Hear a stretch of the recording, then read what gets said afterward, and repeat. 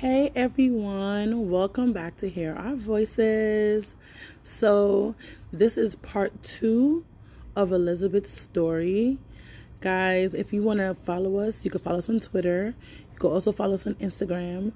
We have some new things that we're going to be doing this year, so hopefully you can follow those when it comes up. I'll definitely inform you when it comes up, guys. Thank you for listening to the podcast thus far. Sit back and relax and enjoy yourself. Right. My ex-husband is like, "Oh, I'm gonna help you pay the rent." I was like, Oh, wow. in my mind, how long are you Right. gonna pay the rent? That didn't last long, of course. Of course. I literally found a way, got creative with HRA, and they started sending checks for the studio. Yes. And still, the director, she had the balls to tell me, "Oh, Miss Bird, the place looks real nice. You can fix it up, that. And I'm like, "You're trying to be my friend, and you're literally trying to approve this place when you know, one, it was a basement studio. That's already Oh, legal." already a no. Already a no. Uh-huh. We were there for 2 years. I got another creative bone in my body, and I'm like, told the landlord, like, "Listen, I'm falling back on rent. Don't know what to do." And he's like, "Well, if you can't pay the rent, you gotta leave." I said, "I know." I said, "But what I need from you," because we didn't have a lease. Yeah. I literally told him, "Take me to court," because that's the only way that I did my Yeah. investigation and I could get on facts. So we did that. I didn't have to pay him anything because the judge was like, "It's illegal to rent that. So she don't owe you no rent." He's like, Oh, "Okay, wow. no problem." Got the FEPs, called people who I knew. At this time, I was never using brokers. And I just happy again to get a 1 bedroom. It was kind of tricky because the guy was Jewish and he just wanted money. Yeah. At that time now, my older child, he's doing a little part-time job at a supermarket, and we had saved up some money, and I'm like, "Okay." And I told him, "We're gonna pay the first month rent," because that's what he wanted. Yeah. I said, "We're gonna pay the first month rent," because he's like, "Well, I know we're gonna do the program, but they take long, they this." So basically he's trying to get money out of me to secure the apartment. And you're desperate. You want to do anything and everything because you have a limited time to this place. You don't want to go back to the shelter. Right. It's true. But I told him, I said, "This money I'm paying you, I'm just letting you know. I'm gonna let you know that this is like 6 months of my portion. So I don't want to hear nothing about I owe you rent." And he's like, "No, no, no, no, no." I was like, "Okay, just letting you know." So I had a verbal agreement. Oh, We my moved God. in. By the time the checks came in, he was shocked because he was like, "Oh, but we signed in April. I thought, they weren't going to start paying until June because, of course, HRA takes long." Yeah. I didn't get into the place until June. So Oh, he wow. was shocked to get 2 months rent, which I was there from April. I just didn't tell him anything because he don't check the place. Yeah. And but then come to find out a year later, this is the reason he was so ready to just sign me up and do anything. He foreclosed. Are you serious? Yep. He foreclosed. Wow. So I basically got a lawyer. By that time, the bank already took it over. So the bank took me to court, and my lawyer's like, "If the bank takes you to court, they're gonna want you to move." I'm like, "Okay." But before we could finish that case, they already sold the place. So my lawyer's like, well, you have more time to look for an apartment. Because now what's going to happen is the new landlord, they're either going to rent you or start the whole procedure over Process again. over I again. Yeah. was like, all right, whatever. I don't care. You know, and it was so exhausting trying to find a place. The amount of discrimination I got, and the voucher was really, really small. So I was basically lying half the time, telling them, no, it's just me and my two daughters. Mind you, I have 3 sons. It's hard to hide them, but it's like, what can you do? You have to kind of get creative, um, because they're not helping you one bit. Mm. So it was, really, really frustrating. And I was talking to, I guess, a messenger for the owner. Yeah. Fast forward 6 months, I finally get to speak with the owner. So I'm like, at this time we're already doing court proceedings. So he's like, yeah, I said I wanted to rent the place from you. You know, I have a voucher. We can pay the rent. He's like, oh, if you'd have talked to me 6 months ago. And I'm like, seriously? Right. Serious.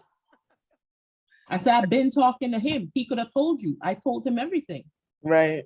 So he basically wasn't communicating with the owner at all. And I'm like, this is just ridiculous. Like, nobody wants to go to the shelter anymore. No.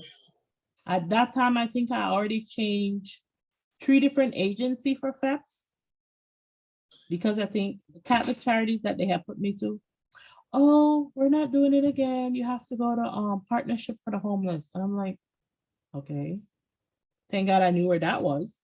Right. Went there and was with them for like 2 years. And my caseworker was like, yeah, I think you're going to have better luck if you guys go in the shelter. I said, I'm really, really trying to avoid this. Exactly. We have done this so much times, and I literally didn't want the girls to go through it because it's like, it was just too much. It is. They had so much problems already, mental wise. Oh. My 17-year-old has ADHD. Mm. The 13-year-old, she had bad anxiety, and she was traumatized from an early age because daddy left. It was a whole stuff with her. Yeah. She didn't speak, so I had to get her speech therapy. Oh, wow. She's still in speech. She's like, why do I need speech? So, and what this government does not understand is how just going through the process is so traumatizing. It's true. We had to go back to the shelter.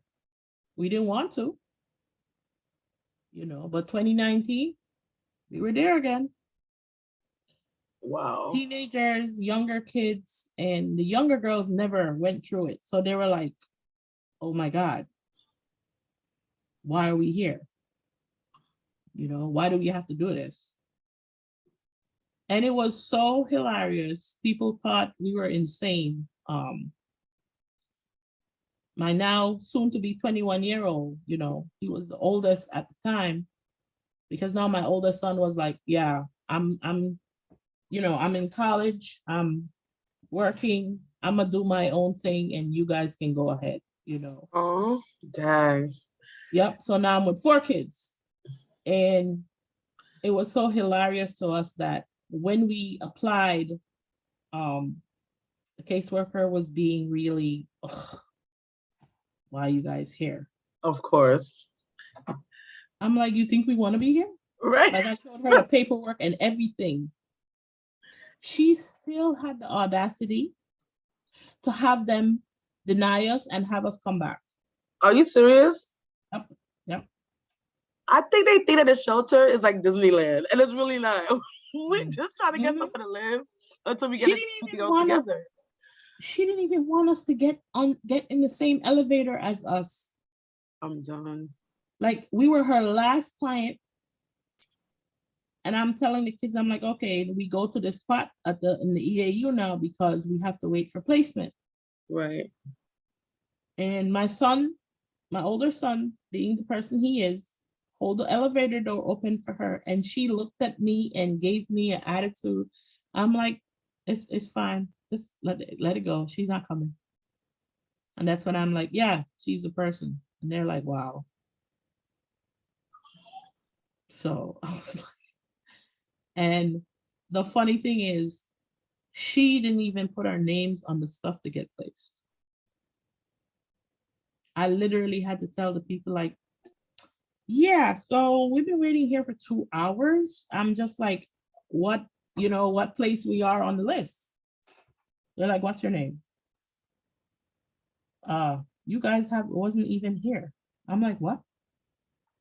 And I'm like, I saw the person like between 7:30 and 8 o'clock.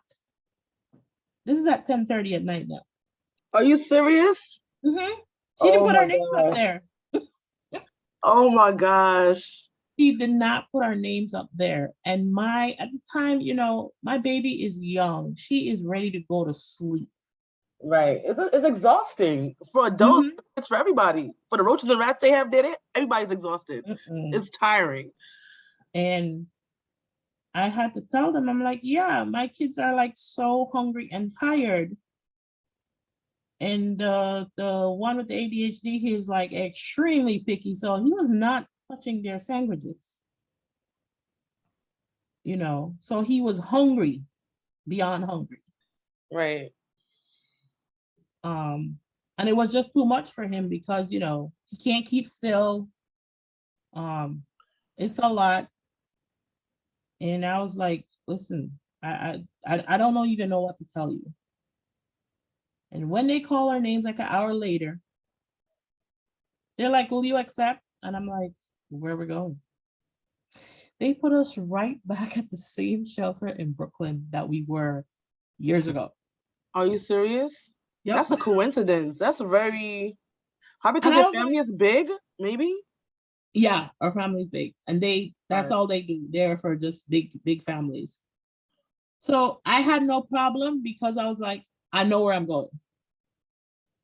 We know the area. We know what bus to take to go to school. Um, I didn't have to do all that extra work. So I was like, yep, okay, we'll take it. Let's go. Back again. Um, the same routine. Half of the staff, of course, was gone. But the daycare, they were still there. They were happy to see their girls. You know, they never want that, like, to have a repeat. But I'm like, this is how the system is set up. It's a merry-go-round. It's true. And it's so sad because a lot of people who usually go homeless once, which I'm so afraid of, because I've been Mm-hmm. homeless, Mm-hmm. obviously. But it's Yeah. like a lot of people repeat is a repeating cycle. Mm-hmm. Repeating cycle. And sometimes even after the adults and the parents are gone, the kids repeat it because they not saying they don't know what to do, it's like it's hard to get a property, it's hard to get money, especially Yeah. even living in New York City. It's It's hard. hard. It's hard on a whole. You have to be making like 80. I can't even say 60 grand because people making 60 grand are still struggling the most, Right. especially if you have kids, Yeah. because rent ain't cheap. It's not. Rent ain't cheap. And you're like, okay, I make decent amount of money. But because of the rent and the bills, you can't even say, well, guys, let's take a trip down to Florida for at least 2 days because that's a lot of money. You'd have to sometimes save up a whole year just to do that. So, it's frustrating. And I'm like, all some people feel like they're working for is just to pay the bills to keep afloat. So I totally get it. But even when because I know DHS has apartments, like that partnership with different landlords to help people like myself get apartments. Right. Because this last time I was there, they're like, we know you and you're not gonna be here for no 4 years. I'm like, listen, I came in with a voucher. Just because I came in with a voucher, they didn't even give me a break. Like, okay, take a breather. You've been through a lot, you know, take a month off. Nope. The first week I was there, huge meeting with all the heads. So what's your plan? What are you gonna do? And I'm like, are you guys serious right now? That's good though. That is good. You didn't stay there forever. So No, I didn't, but I was like, I needed a break. It was like I was hunting for 3 years trying to find a place. Because I understandable. have to show, every time I go to court, I have to show them like I am looking. But this is my blocks that keep on, The problem is because they wanted me to find a 2-bedroom. With 3 people, it's still hard to get a 2-bedroom for the amount of money they're giving. That's true. And they don't raise it because even if I had put my oldest son, it's still the same amount of money. Really? So it didn't make any sense. I heard it raised, or it's supposed to be raised because I have FEPS, not city FEPS. Okay. So it was still frustrating. Like a landlord, a lady literally had a 3-bedroom at the price I could afford. She said, it's too much people. And I'm like, it's only 5 of us. By law, it's 2-person to a bedroom. How is that too much people? But I'm like, you know what? It's your building, right? Right. You can rent to who you want to. No problem. So it's like do what you have to do, and that's what I was doing what I have to do. Getting so much discrimination along the way. But the meeting that the shelter had, they weren't helping me. They were just getting ready to bully me to get out. Like, what are you doing? How are you doing your week? And I'm like, I'm telling them, well, Monday, Wednesday, Friday, I'm on the library or my phone, trying to see different places, trying to hear back, going to different workshops. I was literally going to like Partnership for the Homeless. They would have workshops. They would tell me, hey, do you know about this new place? And I'm like, no, Neighbors Together, go there, see what they have to offer you. I think I went to a Catholic Charities. So I was just trying to find different resources, that like, hey, who has that list of apartments that's going to take the voucher? Nobody, because it doesn't exist. No, we're brokers. trying to though, so hopefully that comes into fruition. We're trying to do something like that. Well, not me personally, but I know somebody who's doing it. So hopefully it's coming out soon. Yeah, because it's very frustrating when the shelter or different organization are getting listing and say, hey, this is what we have, and my friend from the assemblyman's office, she was like, you know how old those listings are? I'm like, yeah, they're that old that some of them you call, they're not even existing no more.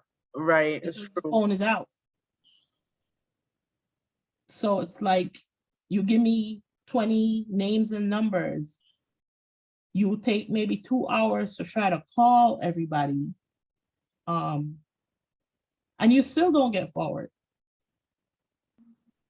So in come somebody from DHS that comes once a week to the shelter. I think I saw him like 5 times. He's like, oh my God, your case is so hard. I'm like, you told me you had leads. He's like, yeah, but they're not gonna rent you. It's a 2-bedroom in Queens. And I'm like, I really don't want to go to Queens, but if I have to, I'm going. You know, they were bullying me, telling me I'm very, very, very strong when it comes to education. Right. They actually, the supervisor told me, well, you know, did you even look in Bronx? I was like, no, because I don't want to go there. Because that means we would have to commute from Bronx to Brooklyn. And she's like, Right. why? School? Right. Come So on. she's like, you can change school. I said, that is not an option. You don't just, first of all, it's a lot to change schools. One, the kids have to be away from the people that they already know and they're already going through a traumatic experience. Two, what if the district I go to is not a good school? You get screwed. So because we had to move from Bronx to Brooklyn, my 17-year-old has ADHD, but extremely smart. And I tried getting him in the gifted and talented, tested him 4 times. He always missed it by a couple points. Oh, wow. Didn't understand why, because at that time I didn't know he had ADHD. Oh. So when we had to do the move to Brooklyn, my daughter graduated high school. My oldest son graduated middle school. So I'm like, they're gonna have to go to school in Brooklyn. Because, you know, they used to take them to school in the Bronx, and I would drop the babies at the daycare, go pick them up from the Bronx, and come back home to Brooklyn and pick up the girls. So now we couldn't do that anymore because there was no way I could take 2 babies and drop them off at school. So I applied for maybe 6 charter schools. And I still had to enroll them in a DOE neighborhood school. And at my soon to be 21-year-old at that time was about, I think, 9, 10. And it was his first day in the nearby public school. I picked him up and he was crying. He's like, I can't do it, mommy. I can't do it. He was not used to, you know, one to school and the kids were cursing. This is 4th grade and the kids are cursing the teachers. It's not the environment that he was used to and he couldn't handle it. And I was like, listen, I have good news. You don't have to go back there tomorrow if you don't want to. And he was like, what? I said, one of the charter school called. Yes. And they have a spot for you. You could start tomorrow. Nobody was more excited than him. I don't blame him. Charter schools are excellent. I'm just saying. Mm-hmm. And that was the first time we heard of PAVE charter school. Okay. And once he was in, they told me like, yeah, because you have other kids, you could just apply and they'll get in. I was like, really? Yeah. So fast forward to 2019, them telling me, and I'm like, listen, my 12-year-old, you know, was, I think, between 9 and 10 at the time. And I'm like, what you guys do not understand. She has been there from pre-K. This girl has ADD. The amount of problems I already have with her, sometimes just getting into the classroom. And you're telling me to switch her to a building and new people? That's not gonna happen. That is not gonna happen.